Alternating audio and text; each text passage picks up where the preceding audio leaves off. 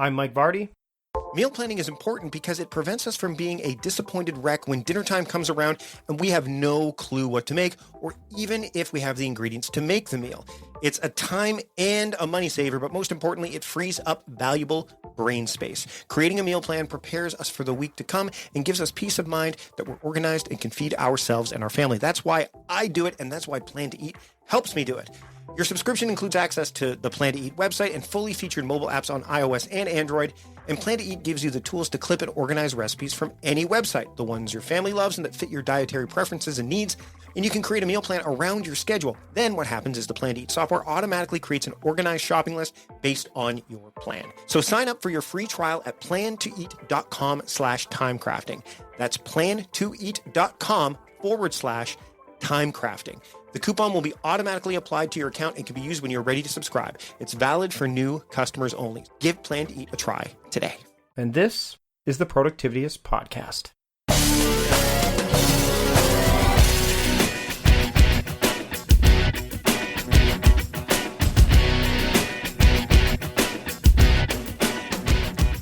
Hey everybody, welcome to the show. I have Tony Stubblebine on the show with me this week. Of course, this is Mike Vardy, the founder of Productivityist and Productivity Strategist. And Tony Stubblebine is he's kind of the man behind, the founder of Coach.me. It used to be called Lyft, not the car company, but L-I-F-T. Now it's called Coach.me. And we talk a lot about, working with teams, coaching, how to develop leadership skills. There's a lot of stuff that we've jammed into this episode. And if you are listening to this episode, then you may want to know that you can get an even more enhanced version, which has even more information if you become a Patreon supporter. I'll talk more about that after the interview, but let's just dive right in because there's lots of good stuff to get to. Here I am with Tony Stubblebine, just having a great conversation about the impact of coaching and the impact of different systems that can help, people do even better than they already are here on the Productivityist podcast. Enjoy. I've got Tony Stubblebine with me here. He is, is it fair to say you're the man behind Coach.me at this point? I mean, it is true. We could have a whole discussion about just sort of the complicated process of putting a company together and the ups and downs. But, at this point, I am the founder of Coach.me. I'm the CEO. And it's hard to say exactly how big the company is. I could say we're 4 staffers. I could say we're 6 staffers. I could say we're 200 people.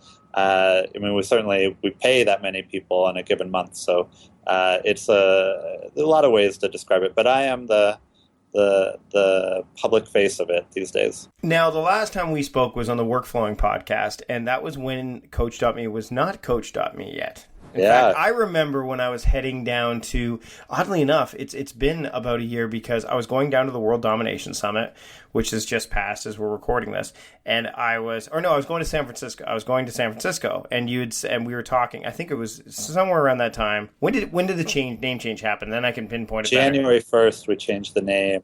But we were talking about NBA basketball, probably. Yeah, we were, and you'd mentioned that the name change was happening, and go check it out. And I'm like, oh, this is so. Why the shift? Why? Because Lyft was, I'm gonna kind of give the Cliff's Notes version of it. Was basically like, a habit tracking. Crowdfunded habit tracking for the or not. I mean, you had a lot of. I call it community community-supported goal tracking. Right. And it was huge. I mean, we had a community of millions of people. We're having a major impact in people's lives. But then you have to go back to the business of it. We were, and so goal tracking on its own had sort of 2 problems. One, it was only able to exist through the funding of venture capitalists. And at some point, we have to turn it into a business. I mean, I'm doing this because I love it and I don't want it to go away. And the only way to guarantee that I get to work on this problem of, training everyone in the world who wants it on elite performance and human potential and what can they do to make their lives better. That's what I think my life's work is. But in order to make it happen, it has to be a business at some day. So that was one of the drivers. The other driver was just a desire to go a lot deeper with people. That when you're building a goal tracker, and a lot of those goals are kind of habit based, we would get a lot of we get kind of two types of feedback. One feedback was, hey, thank you so much. I just had my best dentist appointment ever because I built the habit of flossing. And I was like, okay, thank you. Good for you. I'm glad that you're flossing now. Although, I don't want to make you sad, but I've actually heard the research on flossing is a little bit inconclusive. Mm-hmm. Like actually, oral health researchers are a little bit on the fence about the value of flossing for yourself. So it's not that big of an accomplishment. And then we get these other people that would give us some epic story, like, I lost 10 pounds, following a low carb diet, and now I'm studying Vietnamese and Italian because I'm getting ready to travel the world for a year. Right. And like that end of the spectrum was the end of the spectrum that I loved. Like I loved hearing those stories, and I just felt like goal tracking was not enough for the really big accomplishments in life. And as we were trying to figure out what to do, it was obvious that we shouldn't be a goal tracker. We should be a coaching platform. We had a ton of people inside of our own community that were qualified to be coaches, either because they were coaches in real life or because they had this tremendous personal success that they could mentor other people in. And if we did that, we could do so much more to kind of push people to their limits. And so and then of course it solves every other problem in the business. It turns us into an actual business. We have revenue gives us ways to grow, and like it just was, everything clicked once we did that. And then just to make it clear what we were doing, the name change made that a lot easier. It was we kind of rolled it out as we tend to do. We roll things. We're always experimenting. We rolled out these experiments, and people just kept saying, "Oh, this goal tracker now has this added feature, coaching." And I was like, "No." It's the other way around. The other way around. And so now the way I describe the company to people is that we have 3 tiers of coaching. We have personal coaching, or like individual coaching, where you're self-coaching, where you're coaching yourself, which is free, and that uses the tracking tools and the goal-setting tools that were available in the original lift. Community coaching, which is also free, which uses a massive database of questions and answers and props from the community, and that's about using the community helping each other. And then professional coaching, where you have a real personal one-on-one coach who is talking to you every day, usually via chat, text messaging, essentially. So it doesn't have to be like this hour-long meeting on your calendar every week. It's more just like that quick check-in, that accountability, that pushing you to take the next step, that always having access to advice from someone who's been there before. I find that's amazing. And I know so many hyper-successful people who credit personal coaching as their own secret weapon. But then when, like you and I just think about my own life. It never dawned on me that I could have a personal coach because I didn't know how to find them. And then if you could find them, they're normally very expensive. But our personal coaching starts at $15 a week, which is super affordable if you know anything about the world of coaching. It is. It's really affordable. And one of the things that I think a lot of people need to look at, and why habit tracking takes it to one level, obviously. But the great thing about coaching is that if you are somebody who, like me, who has a great affinity to, time management and all that stuff, and I'm really good at that, but I suck at exercise for some god-awful reason, right. Getting habit tracking won't necessarily be the thing that pushes me, in that direction. By the way, we're getting renovations still done right now, so that's what you're hearing in the background. No one's getting shot in the background. We're getting our bathroom done down the hall, so that's you're like it's like Breaking Bad over there in the background. No, it's good. I feel like it's better that it's someone else rather than me. We had incredible street construction outside of our office for a long time, and it just could be like bombs going out outside of my building. But the thing is, I mean, there's a good example. I'm having renovations done because I'm not good at that thing, so I'm going to pay somebody else to do that thing. And it's kind of like, for me, there's a reason that I've used a personal trainer. There's a reason that, and to have access to that at such a low price point, but also those who've been there, right? Because, that's the thing. Now your coaches have initially come from within Coach.me, right? Is that kind of how it's played out? So, there's this like kind of process of building this marketplace of coaches, and the initial recruits were all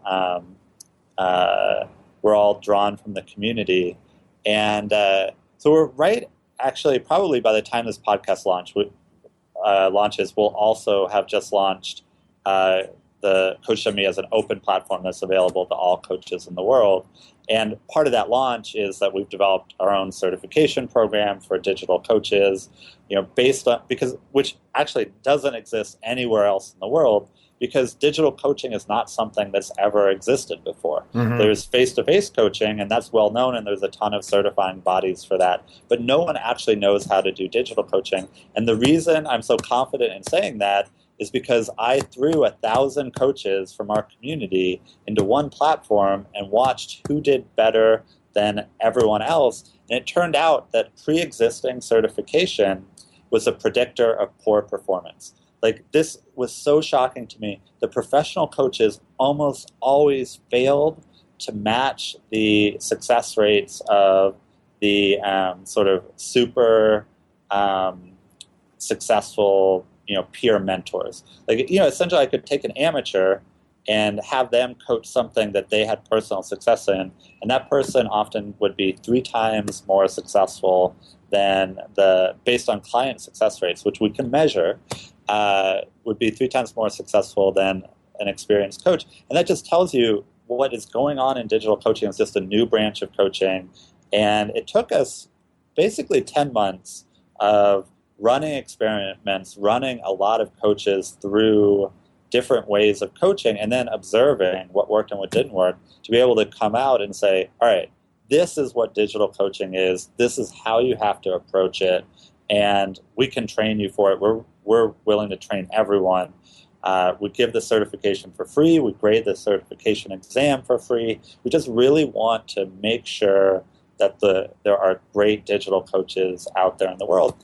And so that process of getting there, though, we were incredibly fortunate to have the original Lyft community, because they're so generous and they were so up for trying to help each other that we were able to run this, I would call it a beautiful experiment of people helping each other and achieving all sorts of things that the original app never could. Now, I want to talk a little bit about Coach.me for teams. And it's I say Coach.me. Is that pretty much the way you'd want to say it? Yeah. I do say Coach.me. It is our URL. Yeah. And right. So we talked beforehand about Coach.me for teams, which I wanted to talk to you about it because it's like a brand new product that's in development. Mm-hmm. It's not, and I feel like what we can have is a debate about how you would set this up. Right. So let me give you the backstory of it. Is a friend of mine who runs a startup this is maybe a 90-person startup, came to me and said, it would be great if your business coaches could coach our staff in leadership habits and leadership skills and really top end professional skills. We have some executive coaches who serve the company, but they can't serve everyone in the company. And executive coaching is we kind of came to the conclusion, executive coaching is completely backwards, right? Like I usually say, you don't get an executive coach until it's too late, right? It's like you're the CEO, you're in way over your head, and then you get a coach. Wouldn't it be so much better if you could start being groomed for leadership from your first day in the office? And, when you're 22, let's start grooming you on how to be a person who can make a big impact in the company. Not just merely get your job done, but find the unsolved problems in the company and actually go out and solve them. And, we think that's something we can coach in. And what we're sort of defining are what are the ideal professional skills and habits of future leaders. And I bet you have a ton of ideas about what might go into that. Oh, I mean, for example, the old models of productivity and time management are so critical to be kind of abolished. When you go into a large organization, and you've probably seen this as well, right, where things are so dyed in the wool and entrenched. Email management's a classic example. So, I mean, people will use like Outlook to manage their tasks until, and clearly they don't get managed well because that's not what it's designed for. So to teach some kind of approach that's going to allow people to manage all those inputs that are coming our way, right. I think that's a huge one, right? Well, the way we've been pitching it lately is that we provide a leadership menu where there's 5 topics that the coaches are able to coach. And when they coach it, they'll break that topic into an actual habit and then work through all of the skills around that habit. But one of the areas that we've done for everyone that's been interested so far is, efficient. I almost called it inbox management, but we're in a world where people have multiple inboxes, right? So it's like for our early trial companies, it's efficient communication. Managing of their inboxes is email, it's Slack, it's Pivotal. It's like we have a lot of those inboxes now. But having a system for how to process that preserves maker time, gives you more time in the day, is actually effective, and helps you be clear with the rest of the company. I mean, that's a set of skills that you're not born with. Absolutely. And every company kind of has these different tools. So to have an approach that would help you would allow you to be, and how you deal with other people as well is going to be critical. I noticed that when I'm going into organizations and talking to them about how they manage their tasks, and these are small companies as well as larger ones, even smaller companies are like, well, why would I add Slack to the mix when I already have email? And then you have to kind of describe, okay, well, here's what Slack can do for you versus here's what email can do for you. So the understanding of what those inboxes can do for you if you leverage them appropriate are also important. What it ends up happening, I mean, we're right at the beginning of this. I mean, just to kind of finish the story, is this friend asked for this. And I thought, oh, well, we could do it for you just because we're friends. But, is this a real thing? Right. So I put it out to my community, and, would anyone else be interested? And overnight, we have 100 companies signed up for it. Wow. And I was like, oh, actually, that's too many companies. I'm not ready for that. But, that I've been going through kind of calling them one by one and setting them up as fast as we can. And it's like, the patterns are so consistent that people are struggling with the communication overload. And that's definitely a really common pattern. And that manifests in 2 ways. There's, at this higher level, what strategically, like how should people be thinking about things? And that's a discussion with upper management, and you want to bring the whole staff into that discussion. But definitely upper management needs to be involved in that at the strategic level. And then you have just the day-to-day of putting those skills in place. And I feel like as we develop it, I think about when I was a programmer back in the day, every now and then some company would release their career ladder. And it was like these really explicit skills that they wanted engineers in their company to know before moving up to the next grade. And it included like what book you should read and, what accomplishments you should have had at work. And I just love that because I was so ambitious as a 23-year-old that I had no idea, where to put that ambition. And so it's fun is to go into these companies and kind of help define, what does that career, that skill roadmap look like? What are the other areas that you think would be important? Well, I mean, I think in terms of communication, just dealing with growth, scale. I know in my experience, and this is something that's happening to me right now. We were talking before the call and how Productivityist is growing pretty intently, and my job was to be my only management position before this was to be a manager at Costco, which gave me a lot of skills, make no mistake, but it's you're dealing with, different folks. And I remember when I was being trained to become a manager, the one leader said, you have all the skills to do it. We need to teach you those people skills. So that's another one, like the people skills, how to deal with making sure that those soft skills that you can deal with the people that are in your organization, both, let's say introverts and extroverts, so that you can leverage their skills and help them grow as well. I'm curious, as I throw these out to you, whether you're just going to keep guessing the area. It's almost like Family Feud is what we're playing right now. So this is another one. Bang, bang. Survey says. Yes. Right now we're calling it Crucial Conversations. Sometimes the titling of these is a little bit hard, but it is absolutely the communication skills. Young employees really struggle with empathy. I think a lot of times there's one of the biggest work lessons I ever learned was I was really complaining about some partner company we were working with and how the people that work there seemed to be morons and nothing got done and yada yada. I was really frustrated with them, and a much older coworker who I respected came to me and said, "Tony, it might be true, you might be right, but here's another way of looking at it, and something that I found to be really helpful in my whole career, which is just to realize nobody comes to work to do a bad job." Mm-hmm. And so maybe they're not dumb. Maybe they're in a bad situation. Maybe they're overloaded. Maybe they're good at something else and they've been put in this role where they have no real expertise. There's a million things that could be going on, but almost guaranteed one of them is not, they came to work to screw you. And I was like, oh, that makes sense. Maybe they're in a bad position. Let me find out more about that. Let me see if I can be more helpful. And I just that is one of the most common things I've noticed as a manager when you're managing young people in a bigger organization is there's a lot of frustration with other employees that gets very personal.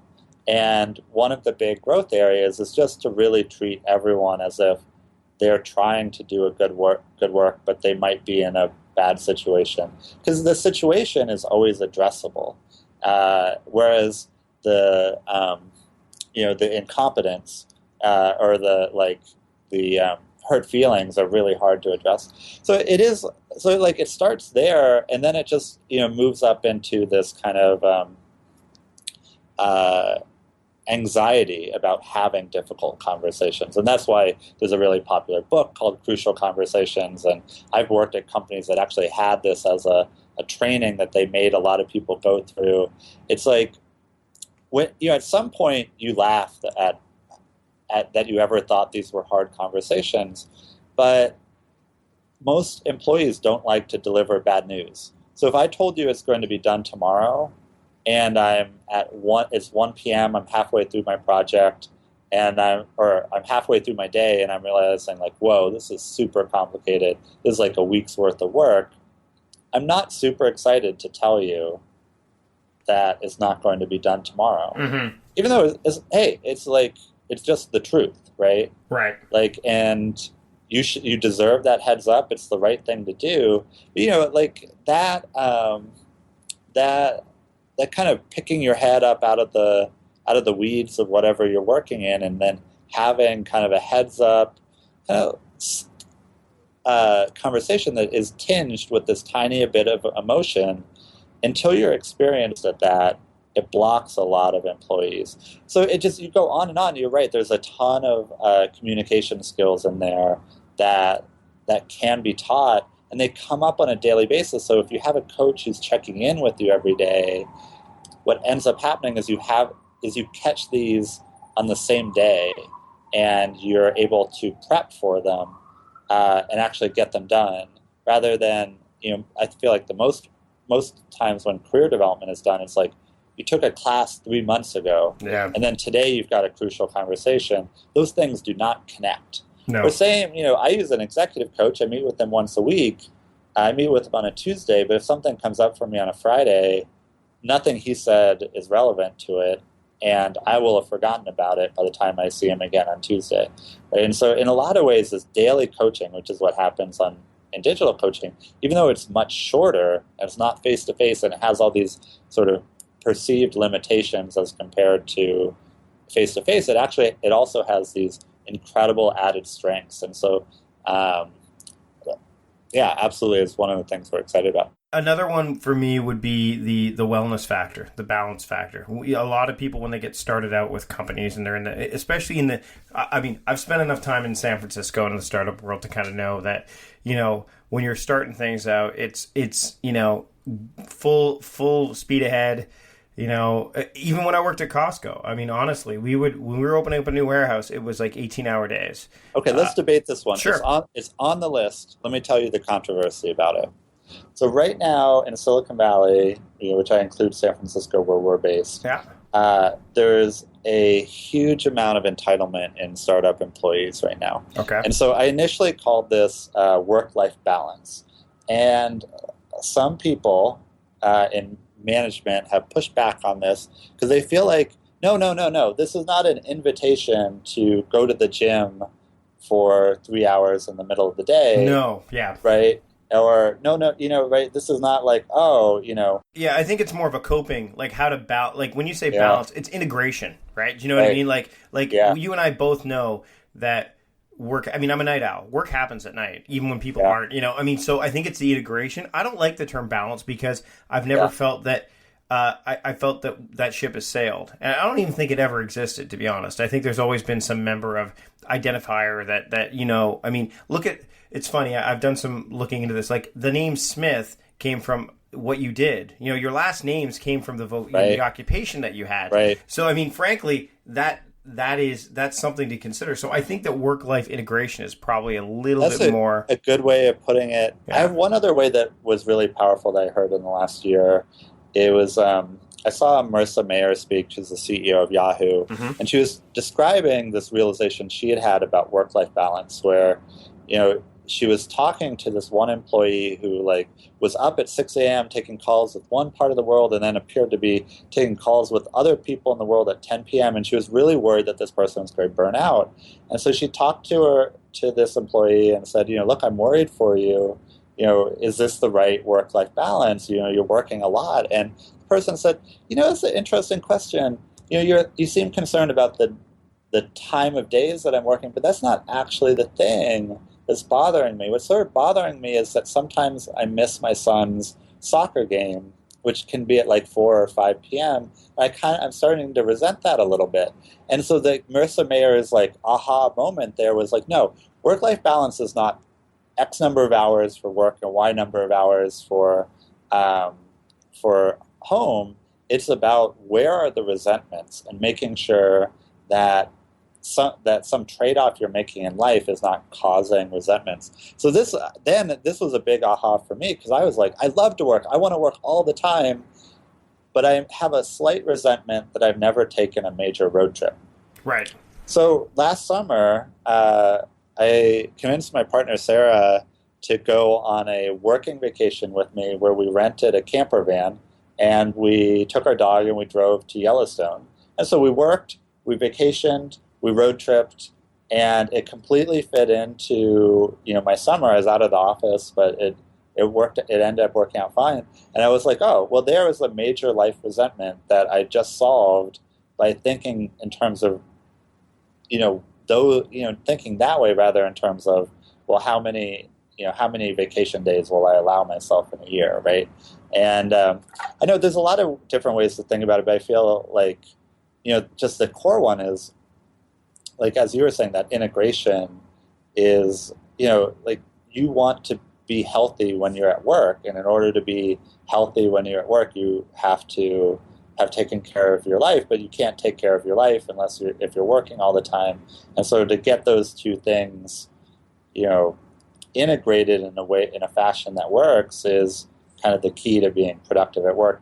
But, to also be very clear in that area of coaching, the end goal is that you are more productive at work. This is coaching for future leaders paid for by the company you work for. Okay, so you've guessed a bunch of them. I've got one strike, but I'm gonna. No, this is on the list.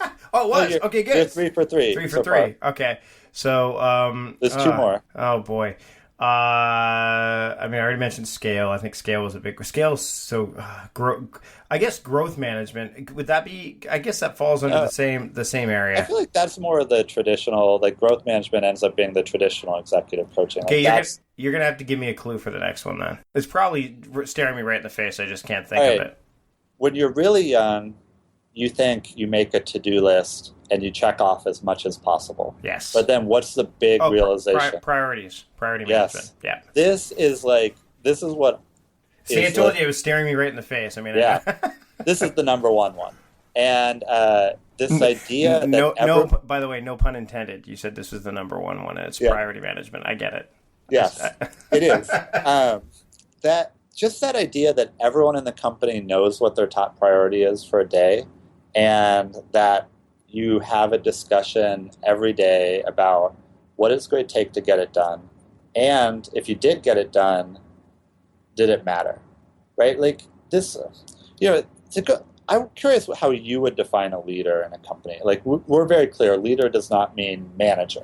Right. Manager is a different thing. What we're talking about is developing leadership skills. Like, how do you think about that for your own staff and employees? Basically, when I look at it, and I think I'm still, because I've been away from it for so long, in terms of dealing with a team, because it really only in this past year I've had a team again. But for me, I think it's creating an environment that allows for growth, not just for the company, but for the individuals, so that either that they make the company stronger and that the foundation stronger, but also that they make themselves stronger so they can go forth and do better stuff as well. But for me, it's also about making sure that I give them the tools and the resources that they need to do it without overwhelming them in the process. So I've seen a lot of times where people will come back to their bosses and say, their boss keeps overloading them with work, and then eventually they just don't have the courage to go up and say, hey, look, you've given me 15 things that need to be done right away. Which one is the one?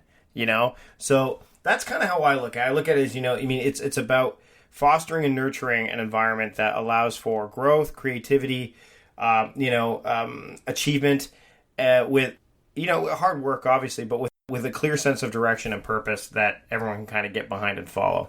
I used to work for Tim O'Reilly, who's a kind of a big name in tech, yep. And he had a number of great phrases come out at various all-hands meetings, and one of my favorites was this observation he made about the company, which was, if we see you treading water, we'll throw you 2 rocks.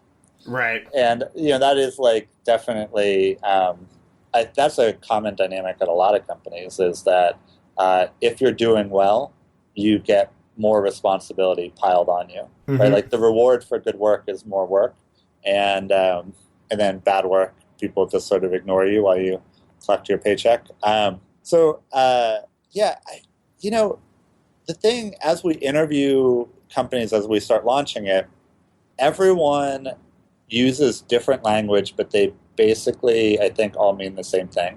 They say, like, as we train these skills, can we also train these meta goals of creativity, tenacity, innovation, entrepreneurship, a couple other words that people sometimes use. I feel like they all kind of mean the same thing, mm-hmm. that there's a way that you worked in school, which is you were told what the homework assignment was and then you completed it. Right, and it was very time-oriented, too. Yes. Tasks weren't... I've talked about this before, is that when you're a young kid, you're focused on the task. You don't care what time it is, because you can't tell time. But once we get into school, we swerve completely in the other direction, where, my daughter can't even finish lunch at school half the time because she's forced outside before. So everyone works a little bit differently, right? But yeah, I see what you're saying. And then you move to the company, and there's still a lot of that task-based work. It does exist, but the people who get too comfortable waiting to be told what to do, they miss these opportunities and end up, I think, I notice that they end up frustrating their managers a lot. But when it's no, the real important work inside of a company is the opposite. You're not told what to do. You're told what the problem is, and then you tell everyone else how you're going to solve it and when it's going to get done. It's just the complete reverse of how you've been trained your whole life. And I feel like most people are not even aware of that that change in that change in mindset. And so it's almost like the Matrix. Like the managers and leaders in the company are the people that just one day woke up and said, "Whoa, actually, work is completely different than I thought it was. Let me try and find be the problem solver here." And and so like one reason I'm excited to bring coaching into the entire staff is like they shouldn't have to figure this out on their own. They should just be told, no, this is actually where the heavy hitters are, and and here's how to do it, and it's completely trainable, and maybe some people still aren't going to want to, and that's fine. They don't have to, but a lot of people are going to look at that and say, oh, that makes sense, and I don't know. It could be really exciting. And I feel like it starts with what's your priority. Because knowing your priority lets you then start examining your priority. And one of the things that happens in startups all the time is people will say, well, the feature is launched, and that's a very task-based mindset. But the real question is, did anyone like the feature? Right. Who has responsibility for that? And if you don't let the person building the feature have responsibility for it, then you create this huge roadblock, where they're constantly waiting for feedback from the managers. Whereas if you just flip it and say, like, all right, you put out this feature, how are people reacting to it? Is it getting the effect that you're wanting? Almost invariably, you put it out and it turns out you were wrong in some major way. And so, like, my team works pretty well this way. And I had a great experience where we built a big feature for coaches. It wasn't actually that hard to build, but they've been asking for it, and it was going to be a really important feature. We built it. Alicia, who built it, started at like 8 a.m., launched at 11 a.m., so super rapid turnaround. We showed it to the coaches immediately, got feedback from them for about an hour, and then it was really harsh feedback. And then we rebuilt it and relaunched it again at 3 p.m., right? So there was not a lot of programming in order to do that. But if you think about that in calendar time, because Alicia has access to good feedback from the actual customer, and because she has complete authority and autonomy, both to be wrong and to make adjustments, that she could do this whole thing in one day of calendar time, whereas in a traditional organization, you would research it, you would plan it, you would pass it off to engineering, you would build it, you would launch it, you would pass it back to the person who initially researched it, they would research the reaction, they would pass it back to engineering with changes. Engineering would say, well, I moved on to a new project, so I'll get back to this in 2 weeks. And a month later, you'd get through that entire iteration cycle. Now, I'm going to guess on the fifth one. Is it information management? Is like understanding all the information that's coming at you? Is that? I guess that's more inbox management, though, yeah, we would it? lump that under inbox. So you got to give me the last one, because I got pretty good at guessing. So before we wrap you're really up... good. So... I'm like so psyched that you were able to guess these so easily, right? Because for me, just sort of the process of building a startup is like you have a plan for how it's going to work, but you also want some good luck along the way. And I feel like this was our good luck. We just stumbled into it, and it was like, and it fit so well with what we're doing, but it also was like everyone wanted it. Like we have not talked to anyone that didn't want it, and they all wanted essentially the same things. And you're just reaffirming that by guessing like everything on the list. The last one was meetings. And this one has had a little bit of flex. Like actually Medium is not that interested because because of holacracy, their whole company is filled with amazing meeting facilitators. But your traditional company runs a lot of meetings, too many meetings that are all poorly run. No agenda, no preparation, no action items, no goals for the meeting. The wrong people are invited. no way of no good systems for brainstorming, no good systems on coming to conclusions, right? Like I got a chance to tour the main IDEO headquarters once, and I just loved that every meeting room had written on the walls the rules for facilitation, because everyone there like recognizes that creativity does not come from genius, it comes from process. And they have really trained everyone on a process that generates lots of ideas. And then from those ideas, they're able to do things that look to the outside world like there's genius behind them. No, it's actually behind the scenes, it's process. So there's often a lot to do there. And especially for up and coming leaders, how you prepare and behave in a meeting, it draws on a lot of communication skills. It draws on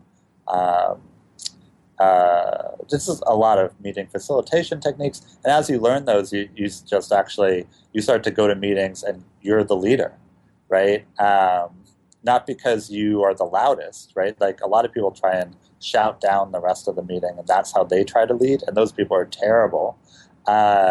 But actually, like thoughtful, well-facilitated meetings ends up, making you, really seem like a really influential and high-impact person at your company. Yeah, it's fun. John Polstra, who edits the podcast, he is huge into meetings, and he facilitates meetings at his organization, and he's fascinated by the not just the idea of making better meetings, but just the fact that so many meetings are so poorly run.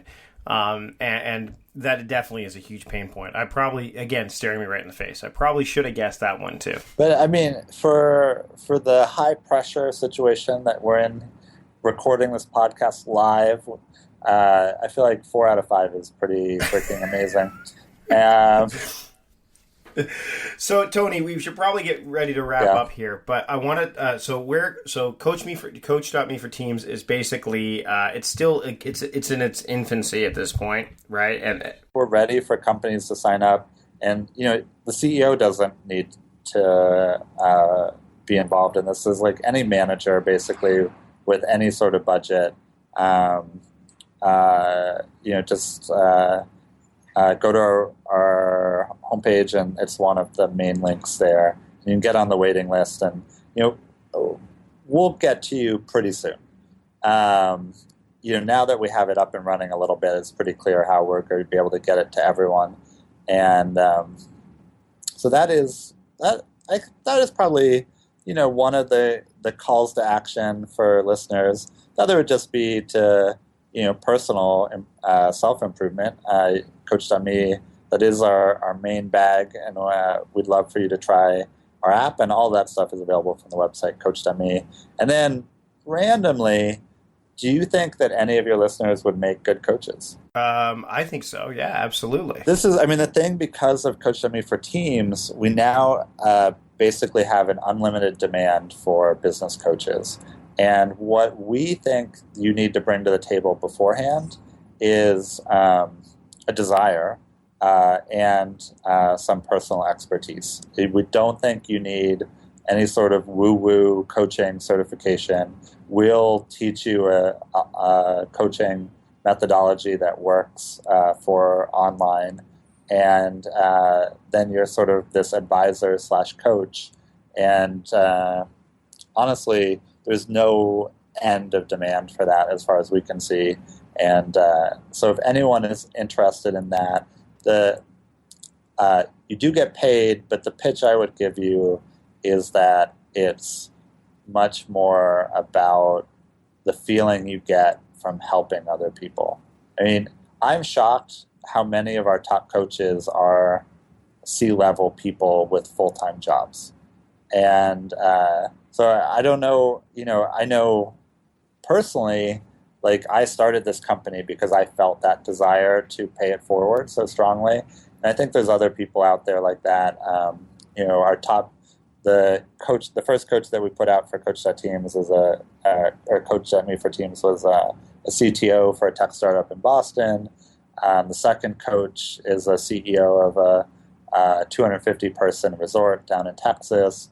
I mean, just like a wide range of really high-level people who want to mentor people. So I'm sure you have a ton of listeners like that. And again, like there's only, just go to Coach.me and you'll be able to figure all that stuff out. Well, the Patreon supporters of the podcast who love to offer, kind of their own remuneration to help me out in their patronage, they're already giving. So, I mean, what better way to give than to take some of the stuff that they've either learned, from me or from whoever, and to apply, or whatever their area of expertise is. I mean, I've been getting the emails from me for a while, and there's so many varied options there too. So check out Coach.me. And Tony, thanks again for joining me this week on the podcast. I really appreciate it.